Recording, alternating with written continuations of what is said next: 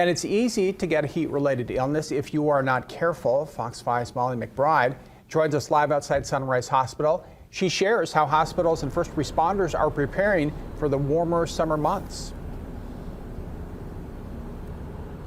Well, Joe, doctors here at Sunrise tell me there's a huge spectrum of heat illness, from heat exhaustion all the way to heat stroke. And the assistant medical director here, Herbert Phillips, says so far this year they've seen it all already. He says they've had several heat exhaustion calls come in already. Now, he didn't have an exact number, but he tells me it's pretty on par with last year based on what he's experienced. To make sure they're ready for this heat, Phillips says each year around mid-May, they make sure they have large fans for evaporative cooling and ice packs ready to go in the ER.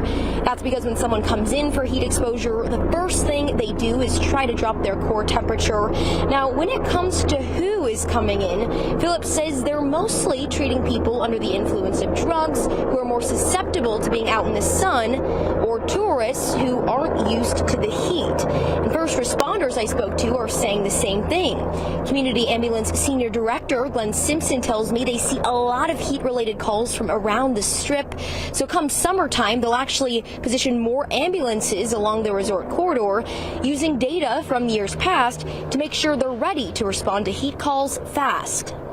So as we enter into flu season, we see more respiratory type illnesses. As we get into the summer months, we tend to see more heat exhaustion, heat stroke, dehydration type calls. And so that data, that information is what's informing us on where to put ambulances and how to position those ambulances so that we can get there as quickly as possible.